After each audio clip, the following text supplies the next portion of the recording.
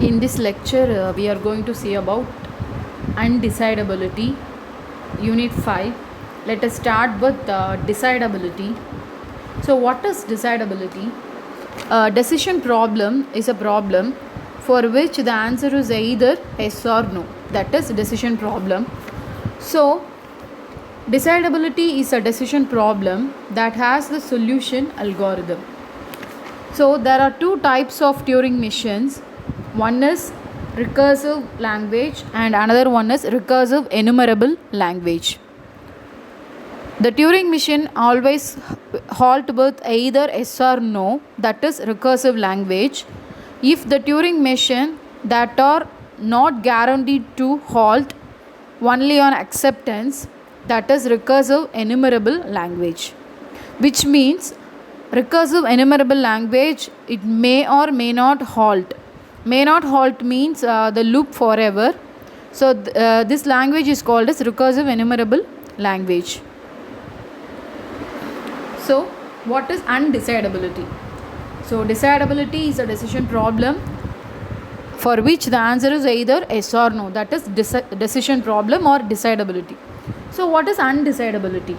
Undecidable problems are that are not recursive, that is undecidability problem. So recursive means the Turing machine halts with either yes or no, right? That is recursive. So undecidable problems are that are not recursive language, that is undecidable. In shortly said, decidable means we have the solution with either yes or no for decision problem. That means if the problem has the solution either yes or no, that is decision problem.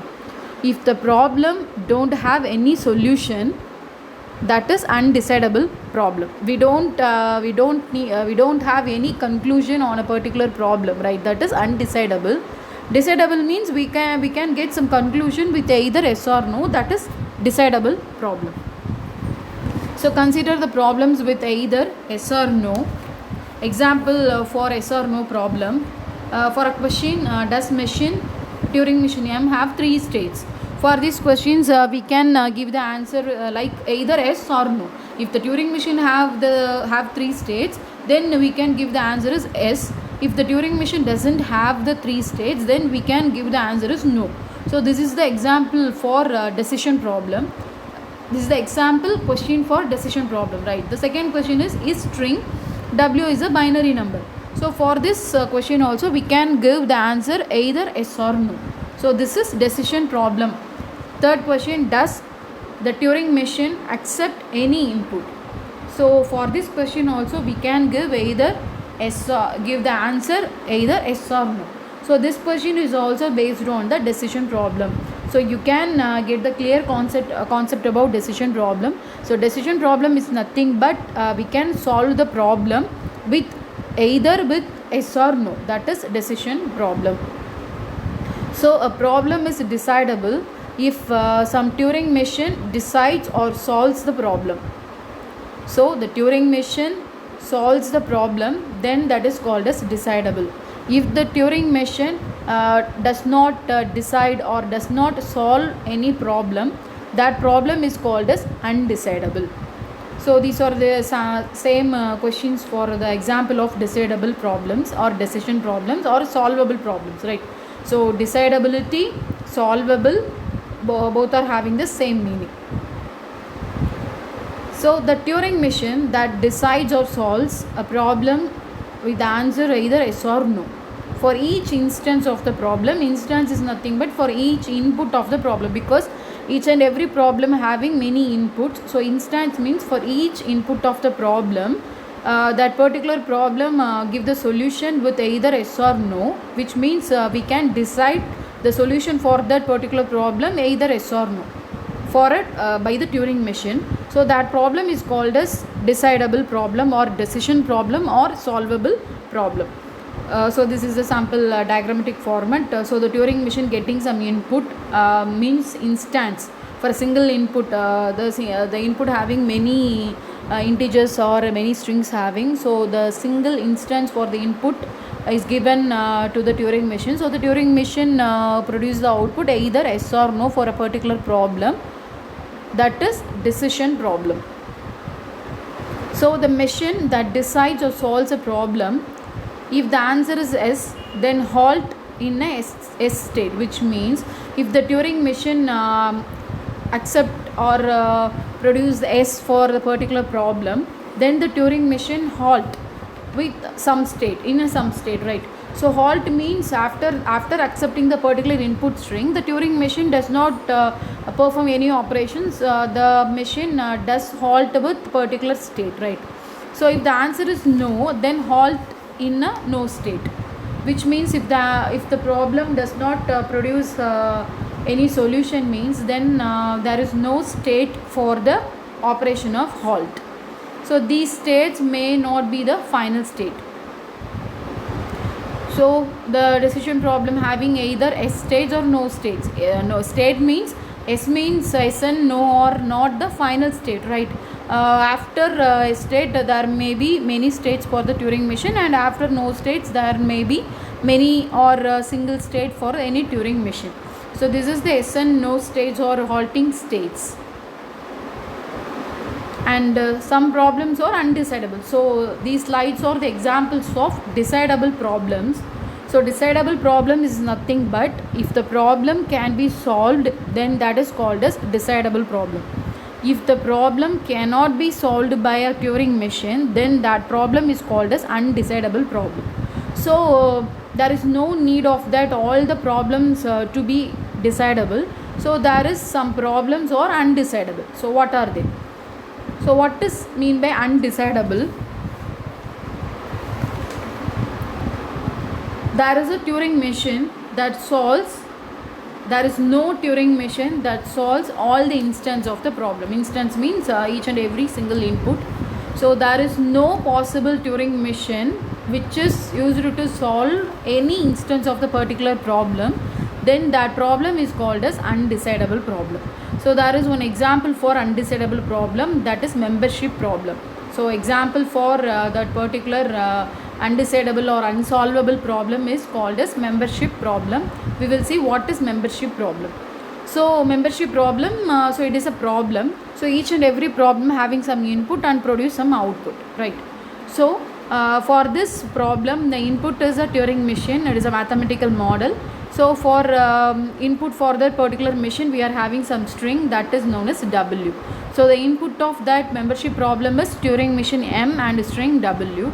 So the question for this problem is, because each and every problem also having question, then only we can give the output is either yes or no. So the question is, does the Turing machine M accept the input, right? So this is a question, because if the Turing machine accept the particular input string, then the answer is yes. If the Turing machine does not accept the input string, which means if the Turing machine reject the input string, then it produce the solution as no. So if W belongs to L of M, that is the language of the particular Turing machine, this is the question. So the theorem is the membership problem is undecidable. So undecidable is the problem cannot give any solution. So the proof, and we can prove any sentence of the particular theorem is by using contradiction method.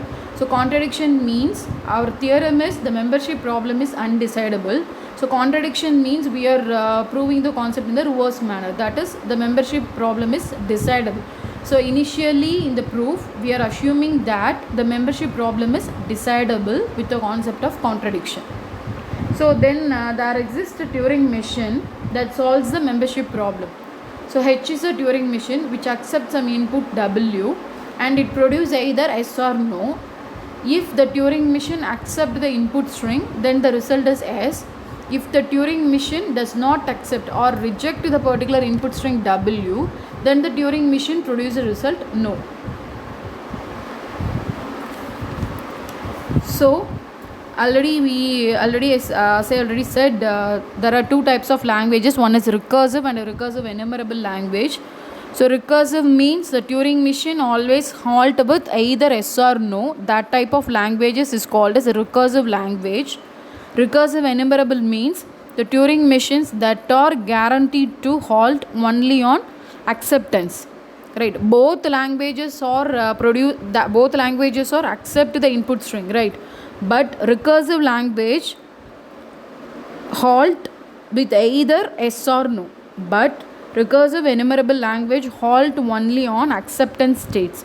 If the particular input string is not accepted by the Turing machine, then it may go to the loop forever method, right? It does not halt on the reject state. This is the statement about recursive enumerable language. I repeat, recursive language means if there exists a Turing machine, always halt with either yes or no. Yes means the input string is accepted, no means the input string is rejected, right? But whatever may be, for a recursive language, the Turing machine may enter into the halt state. But for recursive enumerable language, if there exists a Turing machine, that only halt on for acceptance only. If the input string is not accepted by the Turing machine, then the loop going to forever.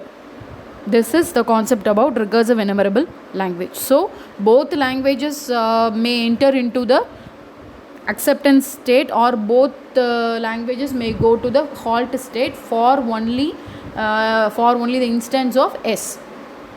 If the result of the solution is no, by a recursive language it may be halt. But for recursive enumerable language, the Turing machine does not enter the halt state whenever the input string is rejected by the particular Turing machine, which may go to the loop forever state. So we will prove that L is also recursive language. So we will describe a Turing machine that accepts a particular language and halts any input. Because L, we will assume that L is a recursive language. So recursive language means the particular Turing machine, if the Turing machine accepts the language, then it will halt with S. If the Turing machine reject the string, then the Turing machine halt with no. So the same concept here.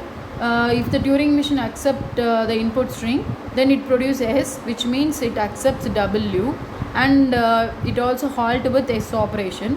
If the Turing machine does not accept the input string W, then the Turing machine also halt with no state, if the language is recursive. Therefore L is recursive. So every recursive enumerable language is also recursive. But there are recursive enumerable languages which are not recursive, because we are assuming the contradiction concept in the beginning itself.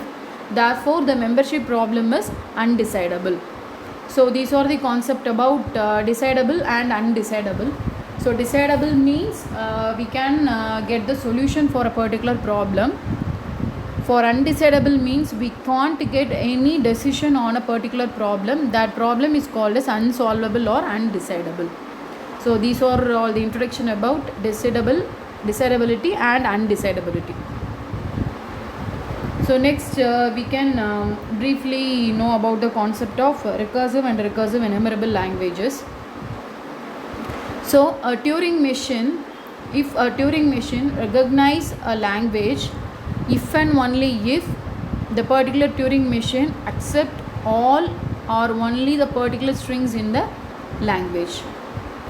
If the Turing machine decides the language if and only if it accepts all the strings in L and rejects all the strings not in L.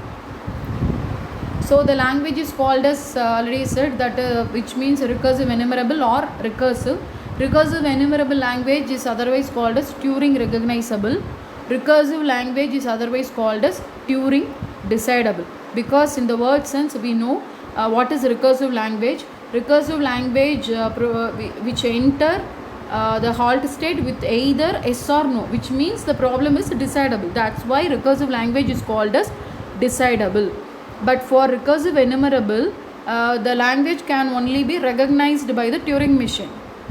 If S means which enter into the halt state, the Turing machine does not accept the input string. It may goes to the loop forever until the particular input string is accepted by the Turing machine. That's why the recursive enumerable language is called as Turing recognizable. So in this diagram you can clearly see that recursive languages always belongs to the recursive enumerable languages. So recursive language is called as decidable, Turing decidable language. Recursive enumerable language is called as Turing recognizable language. So the same diagrammatic format, the particular input string belongs to the input alphabet sigma star with 0 or more times. If the Turing machine accept the particular input string, which means if W belongs to L, then it produces a result either yes or no. So if the solution is yes, S means if the particular input string belongs to L, then the Turing machine accept the particular input string. If the input string W does not belongs to L, then the Turing machine rejects the particular input string. So that is decidable. Decidable means recursive. So recursive languages always enter into the final state or halt state either yes or no. Yes means accept, no means reject. So this is recursive language diagram, and this is recursive enumerable language. You can clearly see in that diagram the same concept. If W belongs to language, then the Turing machine accept the particular input string. If W does not belongs to the language, then the Turing machine produce a result no. No means there is no output, right? No output means it goes to the loop forever concept, which means it goes to the infinite number of times the operations to be executed. So this language is called as recursive enumerable or Turing recognizable.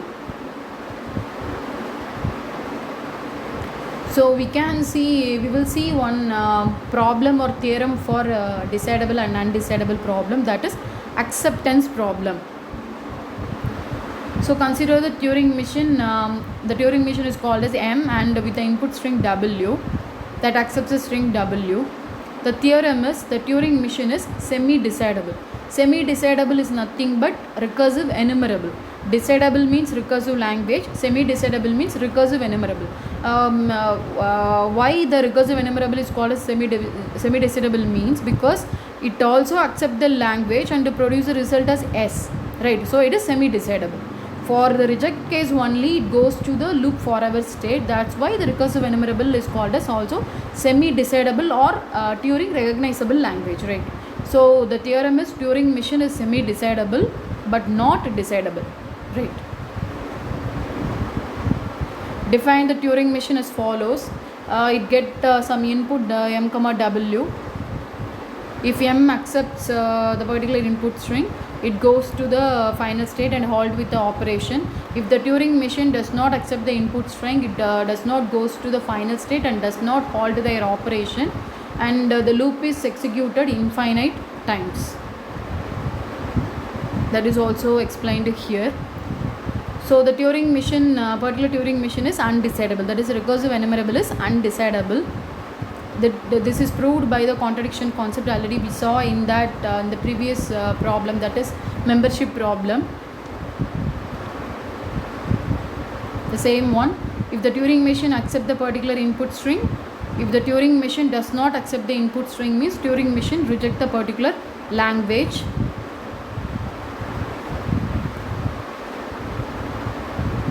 The same concept here.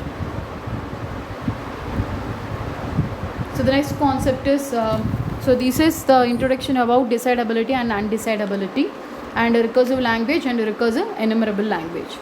So the next one is property. Property means union, concatenation, intersection, closure. These are associative, commutative law, distributive law. So these are the properties of every language. So there are two types of properties are there to be used in Turing machine. One is trivial and another one is non-trivial. So trivial property is called as it should satisfy either any one of the condition. If either the particular property is not satisfied by any recursive enumerable language, or the property is satisfied by all recursive enumerable language, then that property is called as trivial property. And the property is also called as non-trivial property if that particular property is satisfied by some or any of the recursive enumerable languages and are not satisfied by others, right? In the above trivial property, they are having the or operator, which means either any one of the conditions to be satisfied. But for non-trivial property and operator, so both properties to be satisfied, then only that property is called as non-trivial property. So the same concept here, the language is called as recursive enumerable. So recursive enumerable is otherwise called as Turing acceptable or Turing recognizable.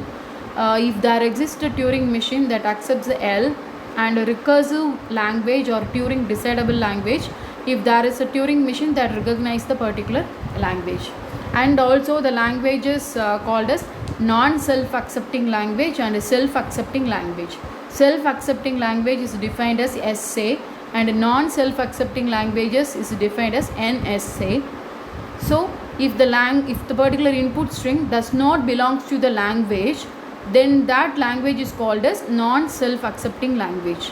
If the particular input string W belongs to the language, then that language is called as self-accepting language.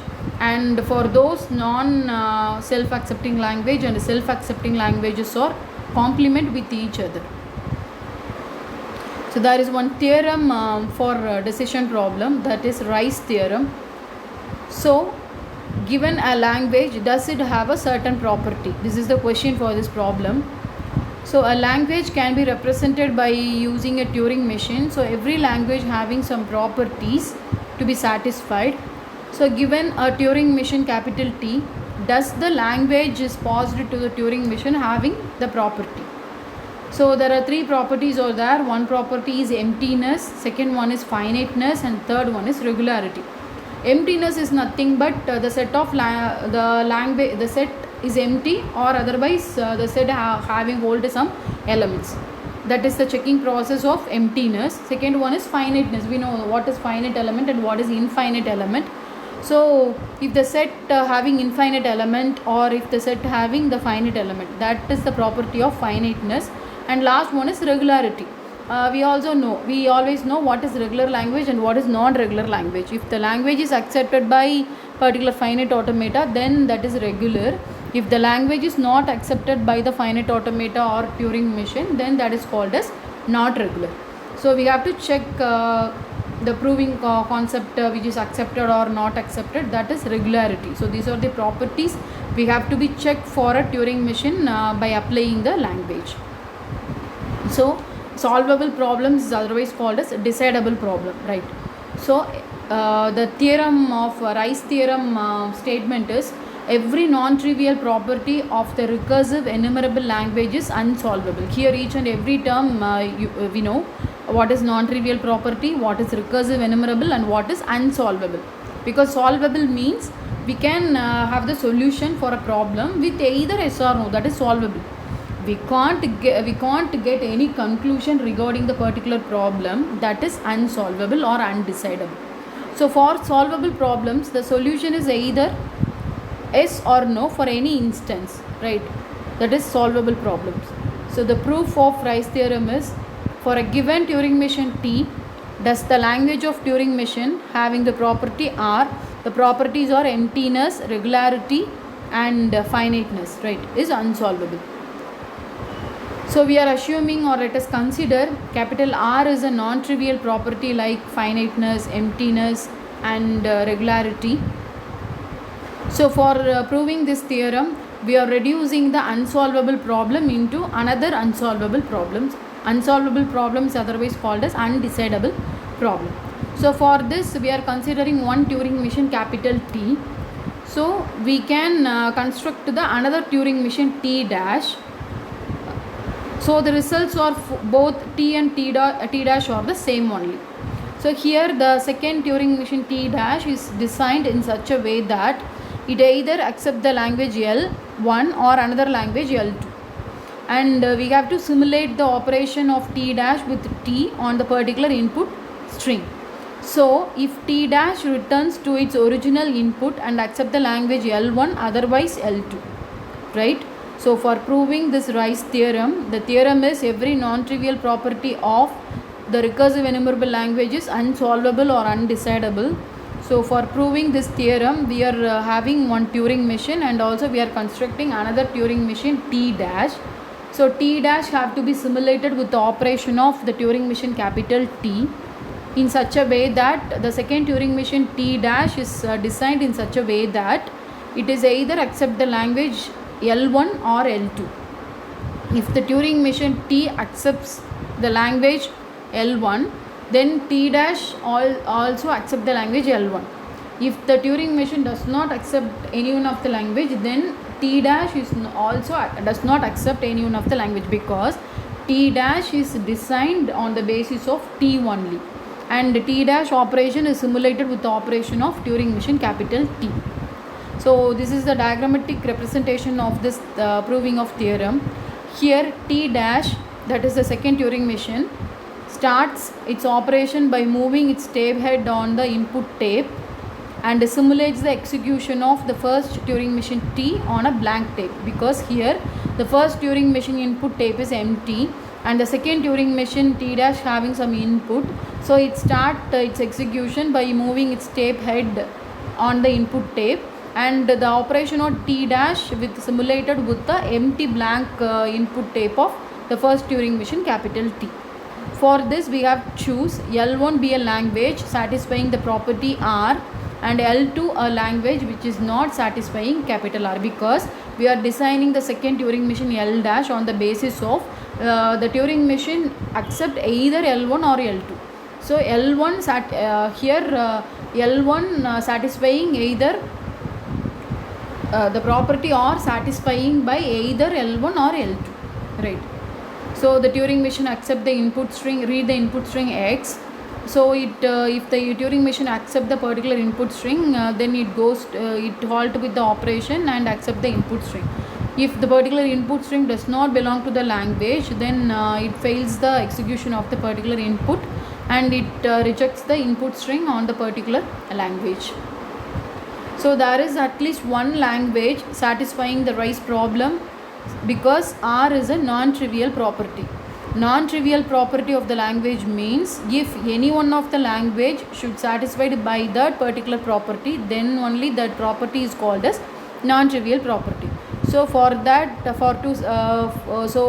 to satisfy non-trivial property, there must be at least one language satisfying the property R or Rice problem. So if the Turing machine T fails to accept by looping forever, then T dash cannot accept anything and performs the operation of rejection criteria.